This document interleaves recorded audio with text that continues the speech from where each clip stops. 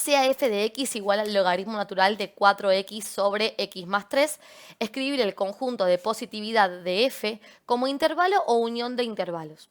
Bueno, vamos a calcular el conjunto de positividad para una función y para eso lo que estamos buscando son los valores de x para los cuales la función tiene imágenes positivas. O sea, donde las y son positivas. Hablando mal y pronto sería donde la gráfica está por encima del eje x graficada. ¿Hace falta graficar para encontrar eso? Pues claro que no. Vamos a resolver una inecuación. Vamos a plantear esta inecuación específicamente. Y como f de x es la función, o sea, esto de por acá, vamos a tomar a la función logaritmo natural de 4x sobre x más 3 y le vamos a pedir que sea mayor a 0. Bien, vamos a resolver entonces esta inecuación. Primero hay que despejar el logaritmo. Y para eso podemos aplicar la definición. Hay muchas formas de hacerlo, pero a mí me gusta aplicar la definición. Lo que dice la definición es que el logaritmo natural de a igual a c implica calcular. ¿Este c qué significa? Significa a qué tengo que elevar la base e para que me dé a. O sea que, traducido a símbolos, eso sería como que a es igual a e elevado a algo. Ese algo es la respuesta del logaritmo. Entonces, si se fijan, a es todo esto que está entre paréntesis. Y c es esto que está del otro lado del desigual, sería en este caso, ¿no? Voy a hacer ingresar a dos personas. Esperen un segundo. Ahí está. Entonces, si aplico la definición, me quedaría 4x sobre x más 3, es decir, a, mayor en vez de igual, ¿no? Porque recuerden que a la hora de despejar o aplicar definiciones, podemos aplicarlo para el igual o para el mayor o para el menor, a e elevado a 0. Entonces, de alguna forma se pueden acordar esto como que el logaritmo pasa como e y lo que está de otro lado sube el exponente de la e. Y siempre lo hacemos de la misma forma. Bueno, ¿qué nos quedó? 4x sobre x más 3 mayor a e a la 0, que es 1. Y nos queda por resolver una inecuación racional. Y acá voy a frenar un segundito. Recuerden que en cuanto a inecuaciones tenemos algunos... Hola, ¿cómo estás? Recuerden que en cuanto a inecuaciones tenemos algunos tipos de inecuaciones. Y esto es importantísimo recalcarlo porque muchas veces estudian el tema inecuaciones como si fuera un gran tema, uno solo, y en realidad adentro tiene subcasos. Tenemos inecuaciones lineales, tenemos inecuaciones con producto, que son las cuadráticas, inecuaciones racionales, que son aquellas donde la x está en el denominador, y inecuaciones con valor absoluto, las de módulo, ¿sí? Mucho más que eso no tenemos. Acá que haya un logaritmo, no convierta esto en una inecuación logarítmica. Fíjense cómo el logaritmo rajó rapidito, ¿no? Es el primero que se fue. Así que esos son los 4 casos de inecuaciones que les pueden tocar, las que existen, vamos a decir. Entonces tenemos que estar atentos a qué caso es para saber cómo proceder. En este caso, por la estructura de la ecuación, donde tenemos x abajo, es una inecuación racional. Entonces, una vez que sabemos qué tipo de inecuación es, ahí arranca el paso a paso. Cuando tenemos inecuaciones racionales, necesitamos igualar a 0. Así que vamos a restar por 1, miembro a miembro, que sería lo mismo que decir paso este 1 restando, digamos. Y piense que si resto por 1 el lado derecho, me queda 1 menos 1, o sea, 0. Esto es igualar a 0. Si se quieren pensarlo así, hablando mal y pronto, sería pasar lo que está para la derecha, cambiado de signo a la izquierda, de modo que no quede nada a la derecha y ahí ponemos un 0. Y otra cosa que necesito es que esto sea una única fracción, no dos términos. Entonces, para eso hago suma de fracciones. ¿Cómo hacemos algebraicamente? Si yo tengo a sobre b más c sobre d, la operación que voy a hacer es multiplicar los denominadores, o sea, b por d, y luego multiplico cruzado numerador por denominador contrario. O sea que a le multiplico d y a c le multiplico b. Me queda a por d más c por b. Y esto obvio que sirve para sumas o para restas, ¿sí? Entonces, suponiendo que acá tenemos las dos fracciones y que abajo de este 1 hay otro 1, entonces el denominador va a ser la multiplicación de x más 3 por 1, o sea, x más 3. Y el numerador va a ser la multiplicación cruzada de numerador por denominador contrario. O sea, 4x lo multiplico por 1, 4x por 1 es 4x, y menos 1 lo multiplico por x más 3. Eso lo voy a dejar escrito como, literalmente, menos 1 por x más 3. En un próximo paso hago la cuenta. Pero acá quería mostrarles y recalcarles lo importante de usar paréntesis cuando multiplicamos algo que tiene dos términos, o sea, una suma y una resta. Porque en el próximo paso, ese menos 1 se distribuye. Entonces me queda 4x menos 3 dividido por x más 3 mayor a 0. Y agrupando las x, o sea, 4x menos x, nos termina quedando 3x menos 3 dividido x más 3 mayor a 0. Entonces, para pasar el limpio, primero despejé el logaritmo aplicando la definición. Pasó la e, lo que estaba al otro lado que era el 0, sube al exponente.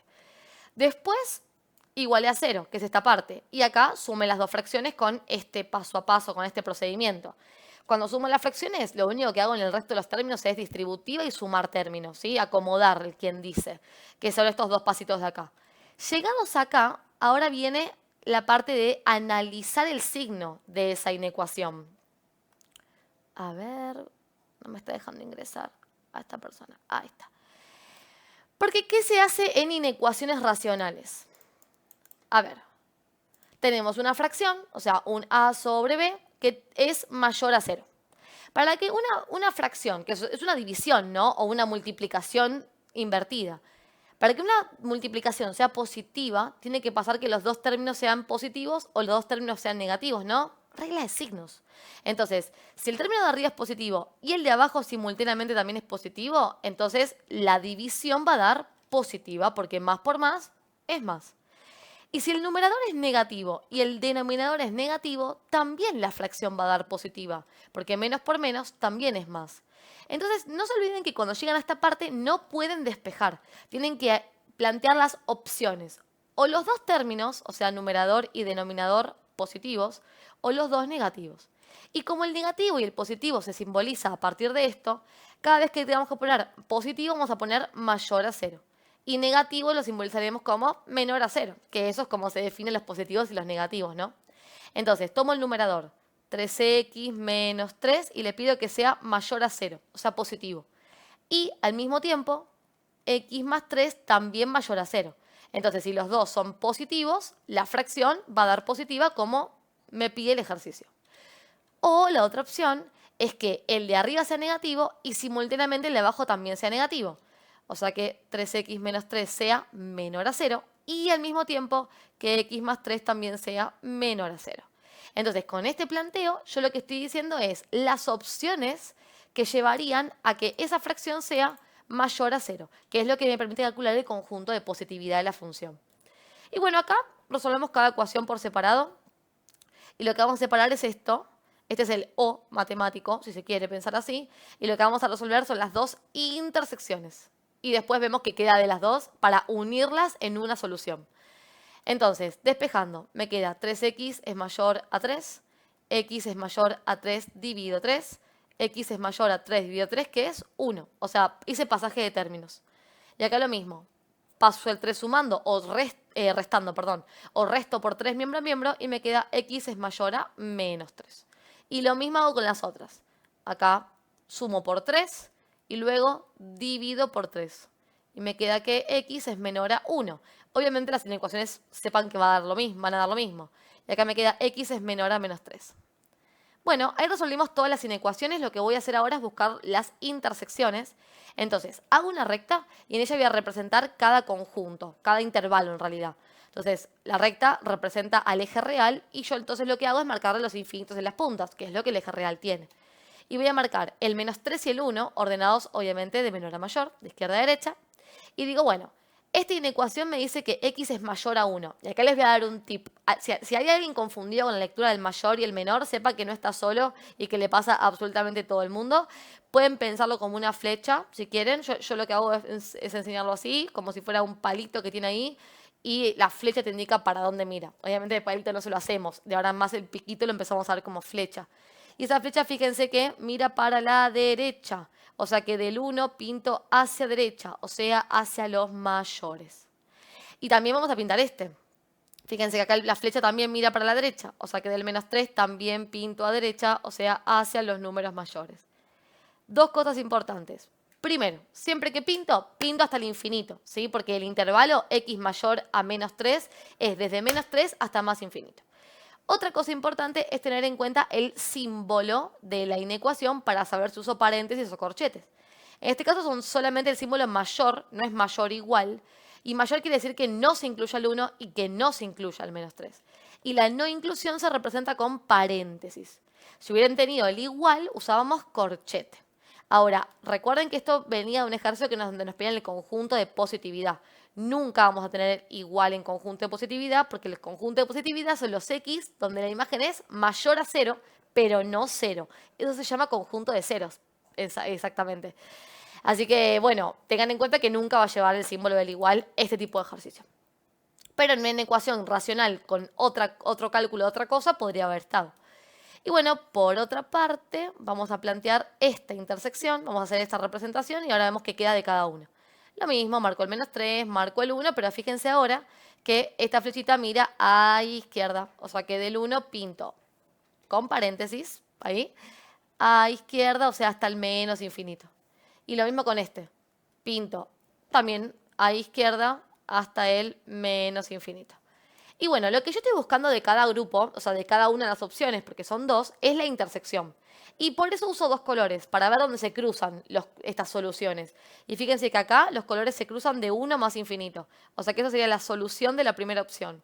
O sea, esto es mayor a 0 y esto es mayor a 0 al mismo tiempo, a partir de los x que van de 1 más infinito. Y por otra parte, acá tengo intersección en esta zona. Tengan en cuenta que siempre leemos el intervalo de izquierda a derecha. O sea que eso se lee como de menos infinito a -3. Y finalmente, como se trataba de una unión, lo que voy a hacer es plantear la unión de estos dos intervalos como solución del ejercicio. O sea que el conjunto de positividad, que es lo que esta inecuación nos calcula, es la unión entre esto y esto. Y los voy a ordenar así. Los menores primero, o sea, menos infinito a -3, el intervalo que contiene números de menor valor, unido a el intervalo que va de 1 más infinito. Y listo, ahí tenemos el conjunto de positividad de esta función. Ahora, aclaration. Esto fue redirecto porque calculamos el conjunto de positividad. Si calculamos el conjunto de negatividad, que se calcula para los f de x menor a 0, pueden pasar cosas. Así que yo les voy a indicar algo antes de continuar con el punto que sigue. Para el conjunto de positividad o el conjunto de negatividad, tenemos que tener en cuenta que la función puede tener alguna restricción de dominio. Obvio que las logarítmicas sabemos que lo tienen. O sea, las funciones logarítmicas no pueden tener argumento negativo ni cero. O sea, esto de acá adentro tiene que ser estrictamente mayor a 0. Y esa es la forma en que buscamos su dominio, el dominio de la función logarítmica. ¿Me lo piden acá? No. Pero para conjunto de positividad y negatividad, para hacer un análisis correcto y no cometer errores, deberíamos calcular el dominio. Así que yo lo voy a calcular para cerciorarme de que el intervalo encontrado para conjunto de positividad pertenece al dominio de la función. Si no estoy diciendo que hay gráfica positiva en donde la función no existe. Porque tengan en cuenta que la función existe, o sea, tiene imagen en su dominio. Entonces, capaz, no sé, el -3 no está incluido en el dominio. Y yo estoy poniendo, bueno, el -3 ponerlo en el -4. No está incluido en el dominio. Yo estoy proponiendo que el conjunto de positividad tiene este intervalo como solución, donde el -4 existe. Está mal. Así que no me puedo perder de calcular el dominio. Y fíjense que si planteo el dominio para una logarítmica, lo voy a escribir acá tipo resumencito. Voy a armar una inecuación donde le voy a pedir hasta a argumento que sea mayor a 0. Así que otra vez tenemos otra inecuación racional. ¿Sí? Entonces, fíjense, si la resuelvo con lo mismo que hicimos antes, o sea, con el caso mayor a 0, le voy a pedir al numerador que sea mayor a 0.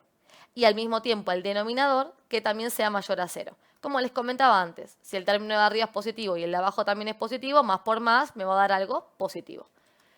O la otra opción es que el de arriba sea negativo y el de abajo sea negativo también. O sea, numerador negativo y denominador negativo. ¿Para qué? Para que menos por menos también me dé algo que es positivo.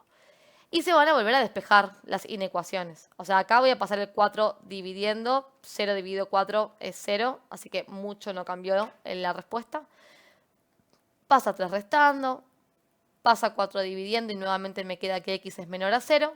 Y pasa el 3 restando. Como tengo que buscar las intersecciones, otra vez las rectas. y en ella vamos a otra vez representar otras intersecciones que calculan otra cosa. Entonces, marco el -3, marco el 0 y esto que me está indicando, que x es mayor a 0 y simultáneamente x es mayor a -3. O sea, acá se cruzan los colores, o sea, las soluciones desde 0 a más infinito. Y en la otra voy a marcar el -3, voy a marcar el 0 y lo mismo. Sería el -3 pinto a izquierda en este caso. Fíjense que la flechita mira para la izquierda. Y del 0 también pinto para izquierda. Y acá se cortan los colores desde -3, desde menos infinito, perdón. Acuérdense de leerlo de izquierda a derecha. Desde menos infinito hasta -3. O sea que el dominio de esta función va de menos infinito hasta -3 unido de 0 a más infinito. Entonces, sé que no me piden el dominio, pero lo calculé, porque quería cerciorarme de que lo que obtuve está dentro del dominio. Entonces, a lo que voy es esto. Cuando uno hace el conjunto de positividad o el conjunto de negatividad, en realidad, cuando hace esta parte de las rectas donde pinta y las soluciones, qué sé yo, debería representar al dominio de la función. Esperen que lo traigo para acá, así es más cómodo de visualizar. O sea, estos intervalos se apoyan en la recta del dominio.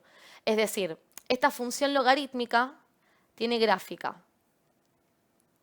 de menos infinito hasta -3 y de 0 a más infinito. Lo cual quiere decir literalmente que toda esta parte del eje X no tiene imagen, no tiene representación. Solamente va a dar representación desde menos infinito hasta -3 y de 0 a más infinito. Entonces tenemos que corroborar que el conjunto de positividad que encontramos, que es la unión de estos dos, efectivamente entre dentro de esta recta y que no caiga acá adentro. A esto me refería, ¿ven? Entonces, ¿es importante calcular dominio? Es importante calcular dominio. Y aparte porque les voy a dar un truquito ahora. Pero miren, si yo represento esto, sería desde menos infinito hasta -3. O sea, sería toda esta parte de la recta.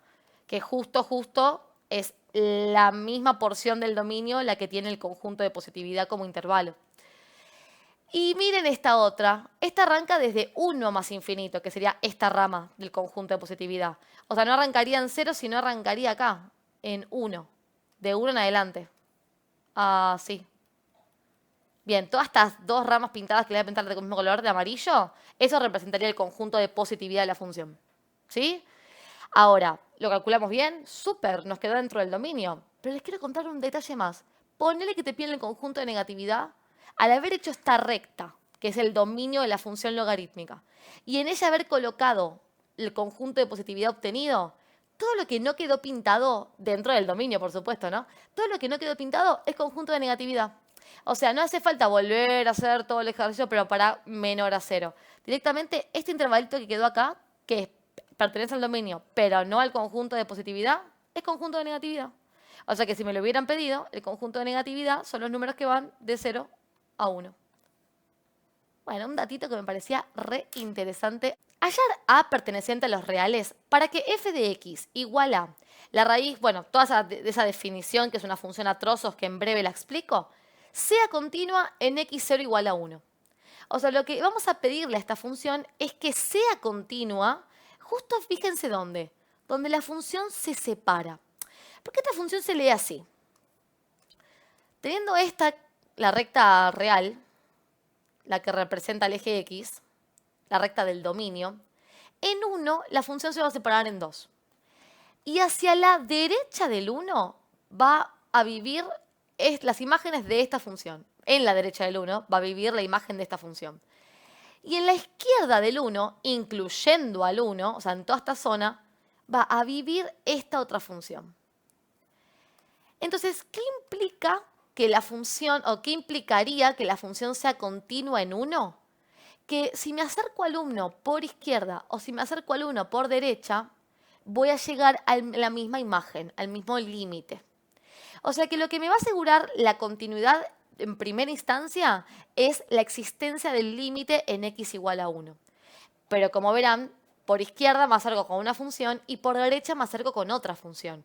Entonces lo que tengo que hacer son los límites laterales. Así que cada vez que me pidan que una función sea continua en un punto, lo que voy a hacer es igualar los límites laterales, porque donde se igualan, seguro que la función va a ser continua. En una función que está dada por solamente dos ramas y no una tercera, con la igualdad de límites ya aseguro la continuidad. ¿Sí? Entonces vamos a hacer eso. Vamos a hacer el límite cuando x tiende a 1 por izquierda. Y en este caso tenemos que tomar a la función que está definida para los x menores a 1, o sea, a x más a. Y como todo límite, arrancamos reemplazando a la x por el valor que tiende x. Tengan en cuenta que este menos de acá arriba solamente significa izquierda, no que el 1 sea negativo, ni que cambie el signo, ni nada raro. Quiere decir justamente que x puede ser un número como 0,99999 y no es un 1 exacto. Y como siempre, en todos los límites uno arranca reemplazando la x y dice, bueno, si x tiende a 1, entonces esto va a tender a 1 más a. Reemplazo la x por 1, hablando mal y pronto. Y tengo que hacer entonces el límite cuando x tiende a 1 por derecha, porque acá mucho más no puedo hacer. O sea, a es un número, pertenece a los reales, pero yo no sé quién es. Así que obtener una respuesta de límite obtuve, porque la x desapareció, no hay ninguna indeterminación, pero vale 1 más a. Ese es su valor, no sé cuánto es a. Así que procedo con el otro límite, voy a tomar la función que está definida para los x mayores a 1, que es esta de por acá. Nuevamente voy a reemplazar las x por 1 y miren qué pasa. Si yo reemplazo por 1 acá, me queda 6 por 1, 6. 6 menos 6, 0. O sea que el denominador tiende a 0. Y arriba me queda 2 por 1, 2. Más 7, 9. Raíz cuadrada de 9, 3. Y 3 menos 3, 0. ¿Y a qué llegamos acá? A una indeterminación. 0 sobre 0. Tenemos varios casos de indeterminaciones. Así que como les conté en asíntotas, perdón. Les contaba en dominio, perdón, se me fue. Va de vuelta. Como les contaba en inecuaciones, también estaría bueno que los límites no se lo aprendan como, bueno, el caso límites en general, sino los subcasos. Aunque acá la mayoría suele hacer más caso a eso y estudiar todo por separado. De 0 sobre 0 vamos a decir que tenemos dos casos, ponele. Los más comunes, dos casos. Polinomio sobre polinomio y raíz sobre polinomio. ¿Qué es este caso? Tenemos raíz arriba y polinomio abajo, que es un polinomio de grado 1. A veces tenemos dos polinomios, a veces tenemos raíz y polinomio, a veces tenemos dos raíces. Bueno, pero tiene raíz. Y cuando tenemos raíz, tenemos que trabajar con la multiplicación del conjugado. Entonces, tomo el límite de la función y la voy a multiplicar por el conjugado del término que tiene raíz, o sea, el conjugado del numerador. ¿Qué es eso? Es un término que es igual al término de la raíz, pero que tiene un signo cambiado. En este caso, lo que vamos a cambiar es este. De modo que me quedaría raíz cuadrada de 2x más 7 más 3. Ahora, si se lo multiplico al numerador, también se lo debo multiplicar al denominador. Así que abajo también me queda raíz cuadrada de 2x más 7 más 3. Esto lo que procura es que no hayas cambiado la esencia o el significado de este límite. Porque fíjense que esto es un 1. Es 1 matemáticamente hablando. Entonces, multiplicar por 1 es absolutamente válido.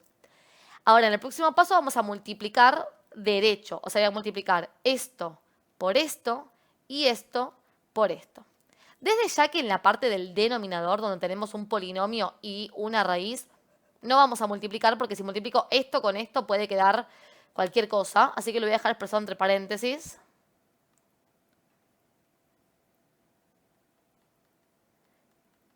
Al multiplicar por el conjugado de un término, lo que se forma es una diferencia de cuadrados.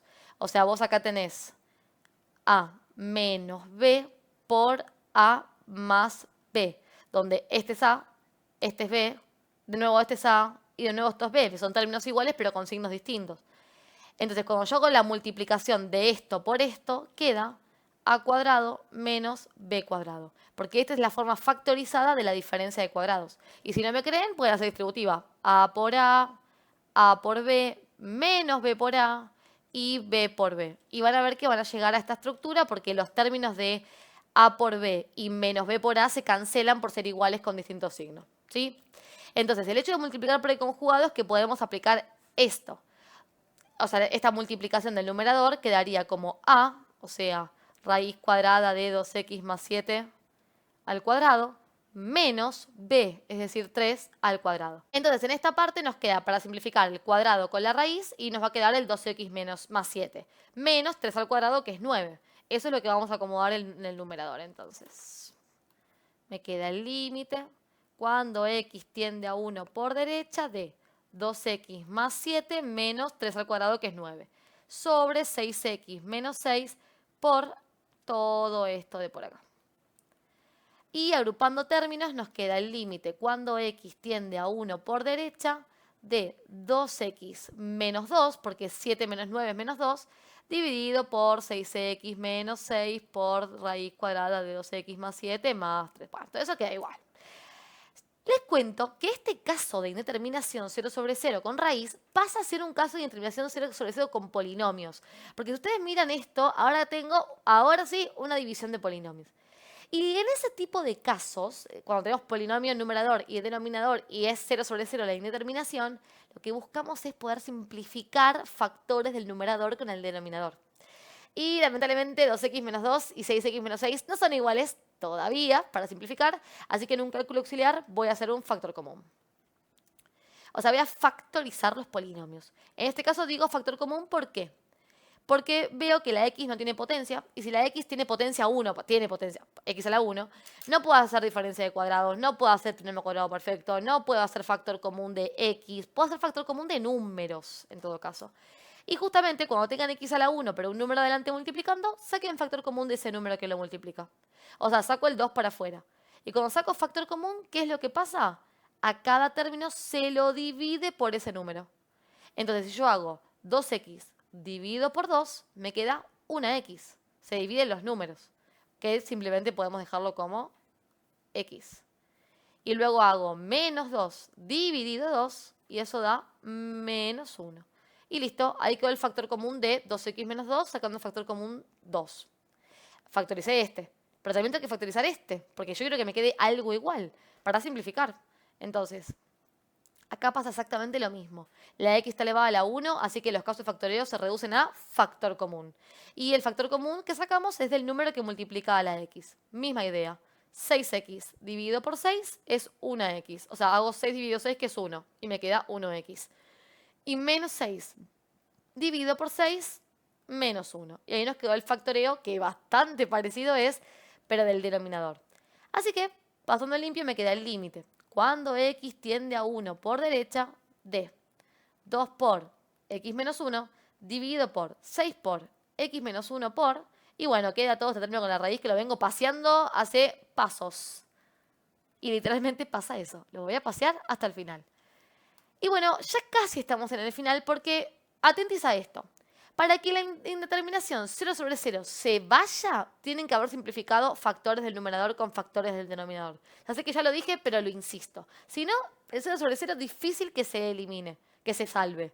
Y fíjense que acá tenemos este factor igual a este factor para simplificar.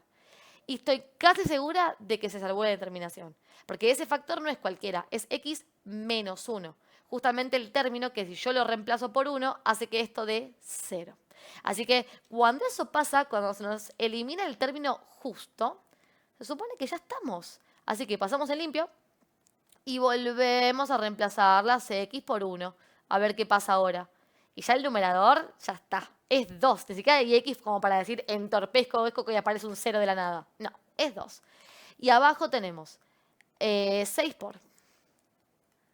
Nos queda la raíz cuadrada de 2 por 1 más 7, raíz cuadrada de 9, que es 3, pero ahora es más 3. Y 3 más 3, 6. Y bueno, acá me queda 2 sobre 6 por 6, que es 36. Y puedo simplificar dividido por 2 y me queda un 18avos. Si no tuve ningún error de cuentas, eso es lo que estaría dando entonces este límite. Ahora, como les comentaba, el ejercicio no trataba sobre resolver este límite, trataba sobre calcular el valor de a para que la función sea continua. Y para que sea continua, ¿qué tiene que pasar? Tiene que pasar que los límites laterales deben ser iguales para que exista el límite. Entonces, justamente justifican así. Para que exista el límite de x de la función cuando x tiende a 1, entonces el límite cuando x tiende a 1 por izquierda de la función, tiene que ser igual al límite cuando x tiende a 1 por derecha de la función. Y el que tiende a 1 por izquierda nos dio 1 más a. Y el por derecha nos dio recién un 18avos. Y fíjense que nos quedó una ecuación súper fácil para despejar a. O sea, voy a pasar el 1 restando, o resto por 1 miembro a miembro. Hago esa cuentita que me queda, creo que es 17 menos 18avos, ¿no? Sí, y listo. CF de x igual a 2x al cubo. Y sé la función g de reales en reales, tal que g' en 2 es 4. Hallar la derivada de gof en el punto de abscisa x0 igual a 1. Entonces, gof es una función compuesta, ¿sí? Es g o f de x. Y lo que queremos encontrar es la derivada de gof. ¿Y cuándo? Cuando x es igual a 1. Eso es lo que el ejercicio me está preguntando. Ahora, tengamos en cuenta que yo no puedo formar gof, porque si bien tengo f, no tengo a g. Tengo un dato sobre g, pero no tengo a g. Entonces, lo mejor que podemos hacer es escribir esto de la forma correcta. O sea, gof es una simbología de g compuesta con f de x. ¿Ok? Entonces, si yo quiero realizar la derivada de esto, lo puedo mirar mejor así. ¿Para qué? Para aplicar la regla de la cadena. Entonces, si yo derivo con la regla de la cadena, recordemos que la fórmula es g derivado evaluado en f de x multiplicado por f derivado. O sea, es la función de afuera derivada con la que tenía adentro como está, multiplicado por la función de adentro derivada. Sí, te escucho. Ay, no sé quién levanta la mano, se me fue. ¿Nadie? Ok. Entonces, esta estructura es la derivada de la función compuesta. ¿Sí? Es la definición de derivada de la función compuesta, la famosa regla de la cadena. Entonces, yo a f la tengo. O sea que en f de x yo podría reemplazar por 2x al cubo. Y en f' de x podría reemplazar por la derivada de f de x, que eso sí lo podemos encontrar. Porque como f de x es 2x al cubo, f' de x sería la derivada de esto.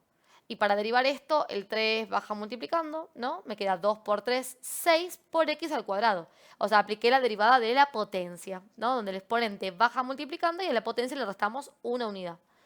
Y entonces yo voy a reemplazar y digo, bueno, g' de 2x al cubo, o sea, la derivada de g evaluando x al cubo, por 6x al cuadrado, que es la derivada de f, es la derivada de gof. Me pedían la derivada de gof, casi. Me pedían hallar la derivada de gof en el punto donde x0 es 1. Entonces hago eso. Gof en 1. Y voy a hacer g derivado evaluado en 2 por 1 al cubo por 6 por 1 al cuadrado. ¿Ven lo que hice? Con total naturalidad, sin ponerme mal por no tener esta g y no saber quién es, agarré las x que es de lo que sí pude reemplazar, que es f y f derivada, o sea, esta x, y las reemplacé por 1. Acá, chicos, este ejercicio se llama confiar. Confiar en el proceso, porque yo también estoy como ustedes que digo, ¿y esta g qué onda? Porque la f la pude reemplazar y la g, bueno, yo sigo. Acomodo un poquito, voy a hacer cuentas. Me queda g' en 2 por 1 al cubo, que es 2, por 6 por 1 al cuadrado, que es 6. Y ahí miren lo que apareció. G' en 2. Y acá ese era el único dato que me han dado para g. ¿Cuánto valía g derivado en 2? Vale 4. O sea que acá reemplazó por 4. Y 4 multiplicado por 6 finalmente es 24. Y esta es la respuesta al ejercicio.